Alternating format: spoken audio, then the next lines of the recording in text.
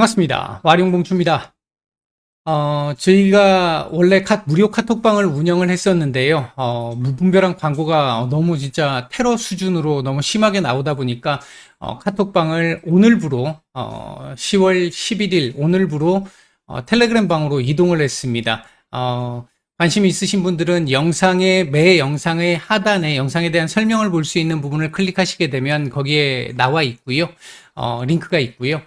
그게 아니라면 카페에 보시면 여기 공지 제일 위에 보면 텔레그램 방으로 이 무료방이 변경됐다라는 내용이 있습니다. 이쪽으로 들어오시면 링크 있으니까 클릭하시면 들어오실 수 있습니다. 그 외에 텔레그램 저희 VIP 방도 있는데요. 텔레그램 VIP 방 같은 경우에 요즘 뭐 워낙 이 시장 상황이 안 좋다 보니까 다들 힘든 상황이긴 합니다만 아주 견조하고 괜찮은 종목들을 중심으로 해서 편입을 해놓은 상태이기 때문에 뭐 어느 정도 시장이 조금 안정적인 흐름, 제가 기존에 말씀드렸던 그 시나리오대로 간다라고 한다면 어느 정도의 바닥권에서 반등을 조금 더 빨리 만들어낼 수 있는 종목들로 중심적으로 포트가 구성이 되어 있습니다. 관심 있으신 분들, 혼자 매매가 어려우신 분들, 직장인 분들 같은 경우 매매를 제가 사인을 드려도 바로 그 자리에서 사지 않아도 뭐 한 1시간, 2시간 뒤에 걸어 놔도 매매가 충분히 될 만큼의 수준으로 만들어서 이 사인을 드리고 있고 하니까요. 그리고 이제 수익은 이런 식으로 뭐 손절도 있습니다. 손절도 있는데 수익이 훨씬 더 많이 나온다. 이렇게 일단 보시면 될 것 같고 주식이라는 게 잘 될 때도 있고 안 될 때도 있습니다만 결국 살아남아서 평생 투자를 할 수 있게 만들어질 수 있느냐 없느냐가 가장 중요하다고 생각합니다. 그 부분에 포커스를 맞춰서 운영을 하고 있다. 이렇게 생각하시면 될 것 같습니다. 10월 17일 오전입니다. 미국 시장 얘기 잠깐 좀 드려보고 우리 시장까지 말씀을 좀 드려볼 텐데요. 얘기를 들어보시고 도움이 되셨다고 생각되시는 분들은 구독, 좋아요 한 번씩 눌러주시면 감사하겠습니다. 자, 바로 들어가 보도록 하죠. 그리고 저희가 지금 그 카톡방 그 광고 테러 때문에 텔레그램 방으로 옮겼는데 제가 이 체제를 좀 잘 몰라서 조금 시행착오가 한번 있었습니다. 저희 지금 그 기존의 텔레그램 방에 무료방에 계시는 분들 제가 글은 올려드렸는데 아직 안 옮겨가신 분들 이 개인 전화번호나 이런 것들 확인 안 되게끔 새로 바뀐 방으로 좀 옮겨주시면 감사하겠습니다. 그리고 기존 방은 나가주셔야지 이 오픈이 안 됩니다. 참고 바라겠습니다. 자, 미국 시장 얘기부터 좀 드려보도록 하죠. 일단 지난주 금요일 미국 시장은 진짜 널뛰기 장세를 보였죠. 지금 보시다시피 전일 5%, 장중 5% 넘는 변동성을 보였고 그 이후에 다음날 금요일날 이 상승 출발 이후에 종가 저가 형태로 마감을 했는데 낙폭도 상당히 컸습니다. 나스닥 기준 3% 하락하고 마감을 했습니다. 이 하락이 나왔던 이유들은 몇 가지가 있는데요. 일단 첫 번째는 기대 인플레이션이 이건 저도 전혀 예상을 하지 못했던 부분인데 제가 예상했던 것과 반대로 지금 나와버렸죠. 기대 인플레이션, 미시간대에서 그 발표하는 기대 인플레이션이 1년 기대 인플레이션이 4.7, 기존 4.7%에서 5.1%로 상향됐습니다. 5.1% 상향. 그리고 두 번째 5년 인플레이션이 2.7%에서 2.9%로 상향이 됐습니다. 전혀 예상하지 못했던 부분입니다. 이건 뭐 미시간대에서 발표하는 지표, 기대 인플레이션 지표를 파월 의장이 직접 우리 연준이 가장 주목해서 보고 있는 지표 중에 하나다라고 얘기를 한 상태이기 때문에 이 부분에 대한 영향력은 상당히 커진 상태인데 이렇게 상승으로 나오면서 시장 심리 급격하게 떨어지는 모습들이 나왔고요. 이와 함께 9월 소매 판매가 발표가 됐는데 9월 소매 판매 역시도 부진한 모습, 위축되는 모습을 보이면서 시장을 강하게 눌러내는 모습이었습니다. 장중에 영국의 이 감축 법안 철회 가능성으로 인해서 약간 반등이 좀 나오기도 했습니다만, 결국 트러스 총리의 기자회견에서 별 내용이 없었었죠. 그리고 이 기자회견장에서 계속 딴소리만 계속 했잖아요. 당신 책임질 거냐, 콰지 재무장관만 당신이 임명한 쿼지 재무장관만 이 경질을 하고 당신은 물러날 생각 없느냐 그러니까 영국의 경제 성장과 안정을 위해 최선을 다하겠다 뭐 이런 이 질문과 전혀 상관없는 답변을 계속하면서 시장에 실망을 상당히 많이 주었고요. 그 부분이 다시 파운드와 약세, 국제금리 강세, 달러와 강세 이쪽으로 연결되면서 시장에 이 부담을 좀 준 모습이 있었습니다. 지난주 금요일 날 연준 위원들의 발언들도 굉장히 많이 있었는데요. 그중에 이제 몇몇 분만 보게 되면 먼저 지금 무시할 수 없는 가장 이 핫하게 이분의 말씀을 주목해서 봐야 되는 분 중에 한 분이 제임스 블라드 세인트루이스 연은 총재인데 이분이 만약 오늘 금리 결정을 해야 한다면 12월 금리 결정을 오늘 해야 한다면 나는 0.75를 올릴 것이다. 이렇게 얘기를 했거든요. 일단 물가는 후행적인 그러니까 연말 이 금리 상단 폭을 4.5에서 4.75까지 올려야 해라고 얘기하면서 다시 기존 한동안 조용했다가 기존에 주장했던 내용을 0.25%포인트 더 올리는 강경한 발언이 또 나왔습니다. 이러면서 연준이 해야 될 일 계속 해야 된다라는 얘기들 나왔고요. 이 이후에는 데이터가 어떻게 나오느냐에 따라서 달라질 수 있다 이렇게 얘기를 했습니다. 이게 이제 기대 인플레이션 한 방의 영향이었다고 볼 수 있겠고요. 일단 지금 그러니까 여기서 주목해봐야 될 게 그렇습니다.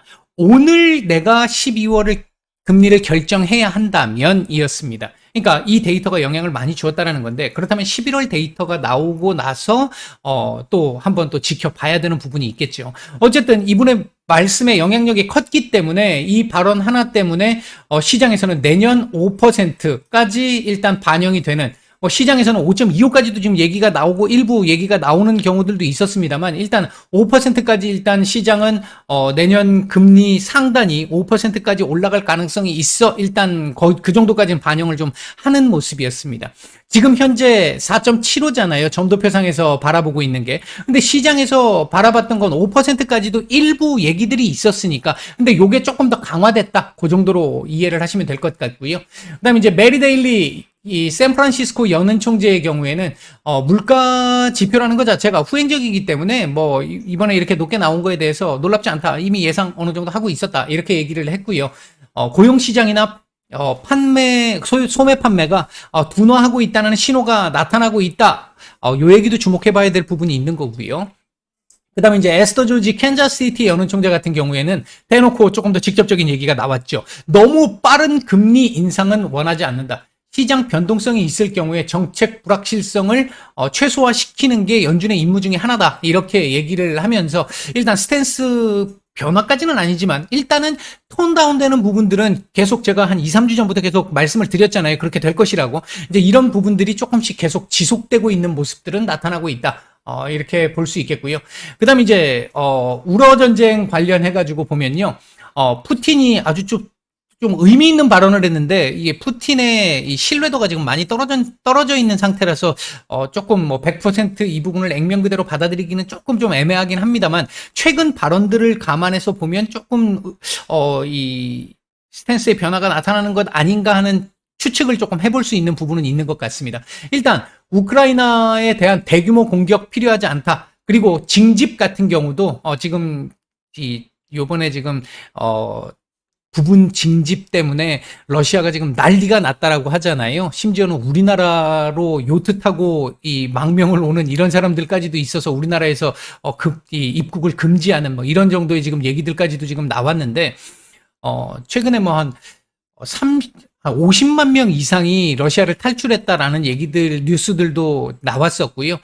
최근 이 징집령 때문에 푸틴의 지지율이 굉장히 많이 떨어지고 있다. 이 부분 때문에 일부에서는 혁명이라는 얘기가 나왔는데 이제 이 뒤집어 엎어야 된다라는 푸틴을 끄집어 내려야 된다라는 뭐 얘기들까지 나올 정도로 지금 조금 상황이 그렇게 푸틴 입장에서는 녹록치는 않은 것 같습니다.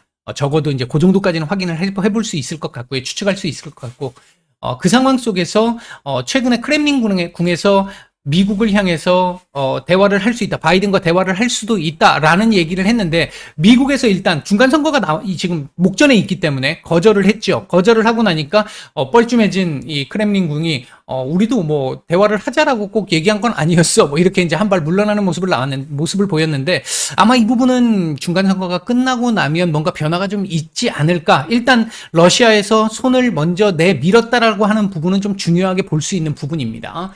반면 이제 우크라이나가 러시아 본토 지역 쪽을 공격하려고 하는 이 모습들이 조금 나오고 있는 거는 조금 좀 위험한 부분일 수는 있습니다. 이게 우크라이나 입장에서는 사실 굉장히 열받고 화가 나는 일은 맞죠. 왜? 자기들 영토는 지금 뺏긴 상황에 본토 수도까지 지금 미사일 공격을 계속 받았던 상황인데 기존의 러시아 영토에는 어떤 털끝 하나도 지금 건들면 안 되는 이런 상황이 되니까 조금 답답하고 화가 나는 상황일 수는 있는데 사실 이 부분이 뭐 국제관계에서 힘의 논리가 작용을 하기 때문에 어쩔 수는 없습니다. 우크라이나가 지금 러시아 본토를 공격을 하게 되면 조금 전쟁 양상이 달라질 수 있기 때문에 이 부분 좀 지켜봐야 될 부분이 있을 것 같고요. 그리고 이제 공산당 대회 시작되는 부분 어제부터 시작이 됐죠. 일단 3연임 관련한 부분들 아마 확정이 될 것 같고요.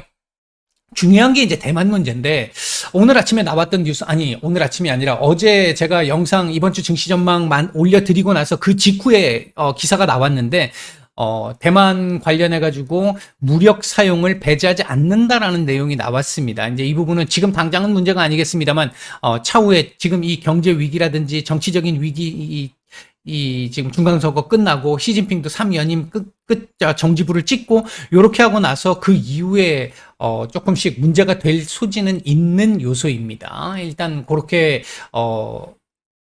금요일 날 있었던 일들은 시장에 영향을 줄 만한 일들에 대한 얘기를 좀 드렸고요. 일단 여기까지 또 내려온 부분은 상당히 좀 아쉽습니다. 오늘 제가 생각할 때 다시 요 위로 이렇게 갖다 붙이는 흐름 나오지 않을까 일단 예상은 하고 있습니다. 왜냐하면 일단 지금 현재 기대 인플레이션이 올랐던 부분은 분명히 부담스러운 부분 맞습니다. 맞는데 그럼에도 불구하고 시장이 어느 정도 지금 물가가 올라가고 있는 부분에 대해서 그리고 경기가 좀 침체되고 있다라고 하는 부분에 대해서 어느 정도 시장이 지금 선반영되어 있는 부분들이 좀 있잖아요. 이제 그 부분들이 있기 때문에 하락이 나온다 하더라도 조금 제한적인 밑으로 열려 있는 룸이 좀 제한적인 정도의 상황이 아닐까 일단 보고 있는 부분은 있고요. 우리 시장 얘기를 좀 해볼까요? 자, 우리 시장. 오늘 이제 요거 얘기까지 간단하게 드리고 오늘 드려야 될 말씀, 연준 풋과 관련된 스탠스 변화와 관련된 얘기들 조금 드려보도록 하죠.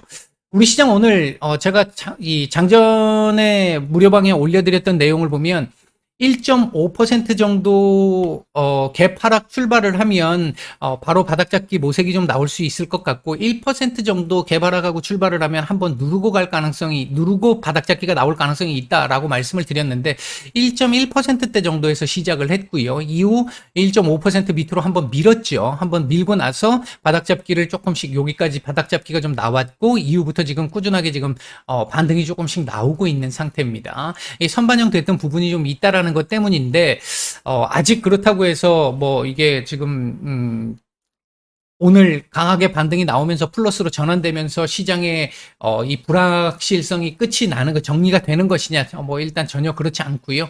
1위 1비 장세 계속 지속될 가능성이 높은 상태입니다. 현재로서는 아직까지는 안심할 수 없는 단계라는 거죠. 현재 외국인들 매수하고 있는 거 코스피 지금 코스닥 이렇게 매수 매도가 나와 있는데 의미가 없습니다. 아직까지는. 그러니까 외국인들도 눈치를 보고 있는 상황이고 선물 역시 마찬가지입니다. 시장 전체적인 수급은 중립 정도의 수준입니다. 장 초반에 중립 이하의 수준에서 지금 이렇게 올라오면서 중립 정도 수준까지 조금 올라왔다. 이렇게 볼 수 있을 것 같고요. 이런 게 있죠. 결국은 개인들이 사니까 지수 밀려 있는 거고 요거 올라오는 구간 동안 개인들 이 매수가 조금씩 줄어드는 이런 모습들이 좀 나오죠. 이게 매수가 줄어드니까 지수가 반등이 나오는 좀 아쉽습니다만 안타깝습니다만 뭐 어쩔 수가 없습니다. 자, 오늘 움직이고 있는 섹터들 보게 되면 일단은 긍정적으로 움직이고 있는 섹터들부터 잠깐 좀 보면요. 일단 이 카카오 문제가 좀 컸죠. 카카오 관련된 문제들이 오늘 이 급락 출발이 됐고 지금도 급락세가 지속되고 있는데 이에 대한 반사 수혜로 네트워크 통합 섹터들 움직임이 좀 괜찮고요. 그리고 미중 무역 분쟁 관련해 가지고 요소수 관련 섹터들, 히토류 관련 섹터들 움직임이 좀 괜찮고, 시스템 통합 관련한 섹터들, 이것도 카카오 영향이죠. 요런 섹터들이 좀 움직임이 좀 괜찮고요. 반면 인터넷 대표주들, 뭐 이거 지금 카카오 대표적이지 않겠습니까? 지금 한 7% 전후 하락 중인데, 그리고 이제 우크라이나 재건 관련, 이건 이제 빈살만 왕세자의 이 방안, 이게 11월 방안이 안 될 걸로 지금 보여진다라는 뉴스가 오늘 아침에 나왔었죠. 일본만 방문을 하고 우리나라 방문을 안 할 걸로 알려져 있는. 사실 뭐 우크라이나 재건하고 관련이 있는 건 아닌데 이게 네옴시티 쪽하고 관련이 있기 때문에 지금 오늘 하락이 좀 크게 나오고 있는 부분이고요. 네옴시티 관련해 가지고는 제가 지난주 금요일 날 이제 영상에서 말씀드렸듯이 아직 안심할 수 있는 단계 아니고 뭐 안정적인 위치에 와 있는 종목 정도 같으면 관심을 좀 가져봐도 그렇지 않은 종목들은 오늘 많이 올랐다 하더라도 아직은 볼 단계가 아니다 이렇게 말씀드렸던 것 같고 참고하시면 될 것 같고요. 그 외에도 이제 게임 섹터들, 건설, 조선 이런 섹터들 하락이 조금 크게 나오면서 시장 하락을 좀 주도하고 있는 그런 모습들입니다. 자, 일단 요 차트까지 얘기를 한번 하고 그리고 오늘 드려야 될 말씀 간단하게 좀 드려보죠.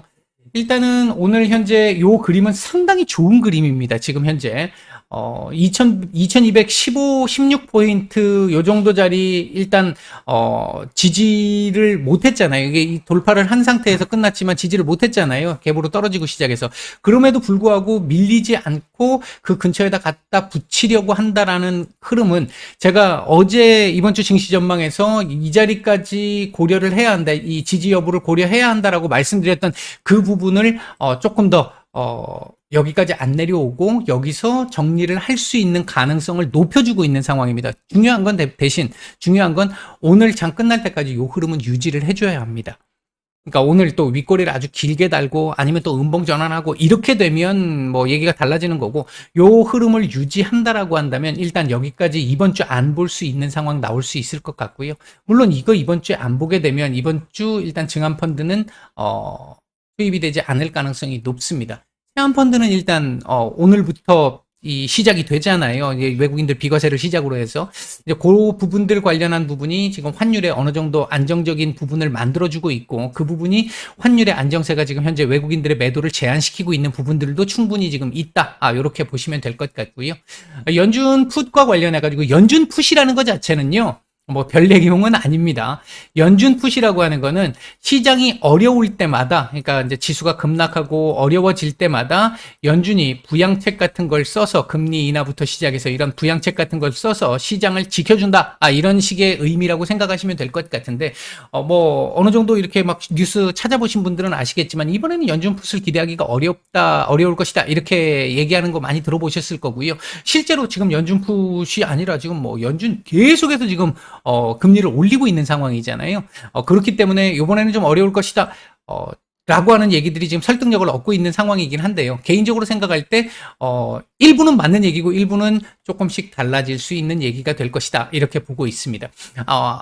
초반에 미국 시장 얘기를 하면서 말씀을 드렸습니다만, 연준 위원들의 발언들이 조금씩 지금 톤 다운이 되면서 조금씩 바뀌고 있어요.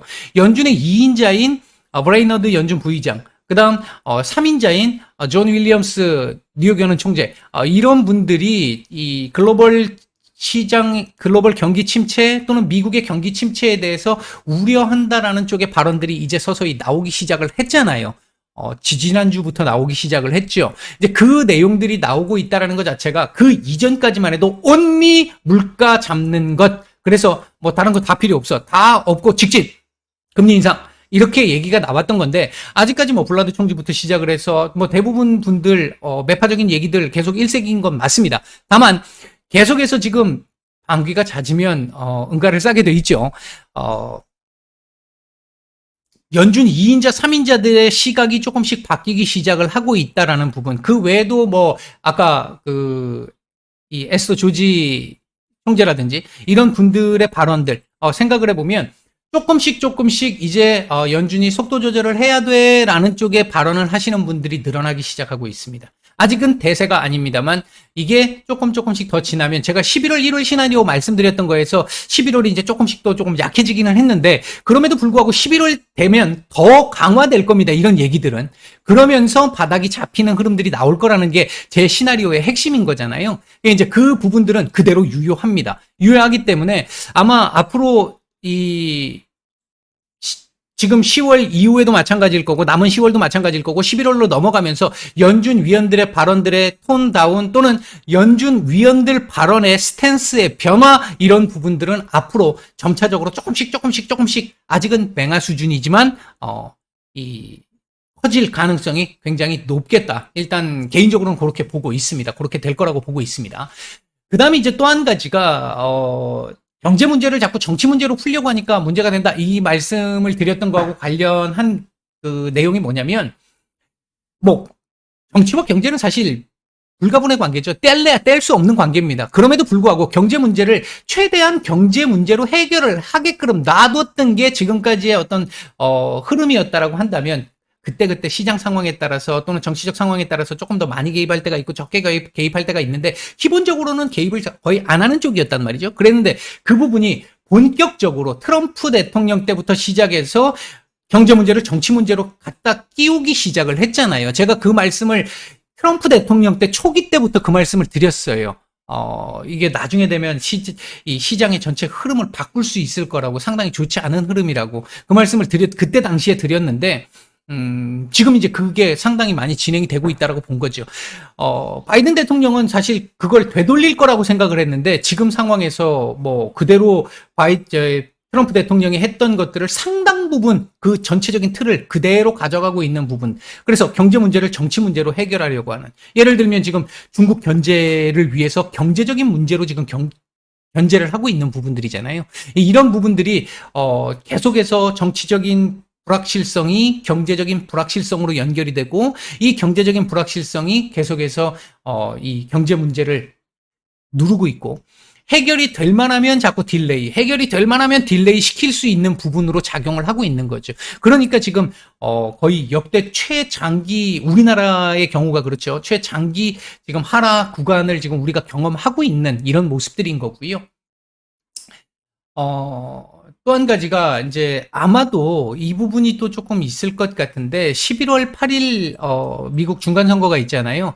현재 중간선거에서 상원은 어떻게 될지 아직 잘 모르겠습니다. 현재 5대 5잖아요. 5대 5인데 민주당이 지금 대통령을 하고 있다 보니까 한 표가 더 많은 거예요.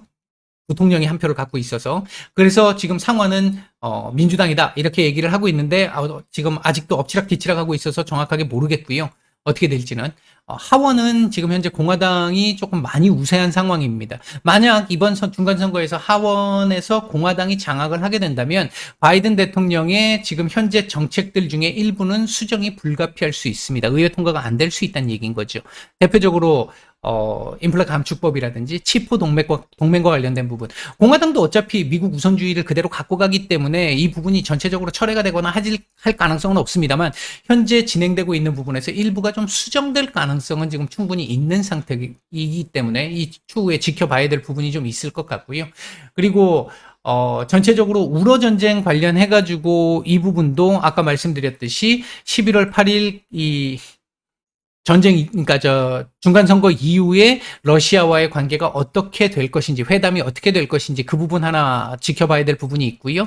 또 한 가지, 역시 중간선거 이후에, 그러니까 이 지금 러시아와의 관계도 있지만 중국과의 관계도 지금 살펴봐야 되는 부분. 그러니까 지금 경제적으로도 자체적인 문제가 굉장히 커져 있는 상태에서 조금 봉합이 좀 될 만한 상태인데 정치적인 문제가 개입됨으로 인해서 물가 상승이 지금 안 잡히고 있는 거고요. 그 부분 때문에 계속해서 딜레이 되고 있는 상황입니다. 그거에 지금 일단 변곡점이라고 할까요? 뭐 그런 부분들을 가져다 줄 가능성, 기대를 해볼 수 있는 가능성을 보일 수 있는 큰 이벤트가 11월 8일 있게 될 미국의 중간선거라는 거고 11월 1일, 2일 해가지고 FOMC에서 75bp 올리고 나서 그 뒤 요게 이제 결정이 나지 않겠습니까? 그리고 요 직후에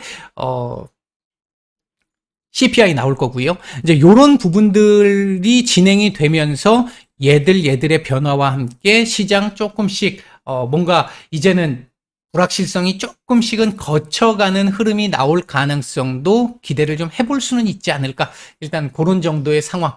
예, 말씀을 드리고요. 사실 경제 문제는 경제 문제로 해결해야 빨리 해결이 되고 이 피해가 최소화되는데 이게 지금 정치 문제로 완전히 이 국제 질서가 그렇게 지금 가고 있는 상황이다라고 하는 부분은 앞으로 뭐 3년 뒤, 5년 뒤, 10년 뒤 상황에서 좀 쉽지 않은 상황이 될 것이다라고 하는 부분을 예고하는 부분은 좀 있는 것 같습니다. 일단 오전 말씀은 이 정도까지 드리고 마치겠습니다.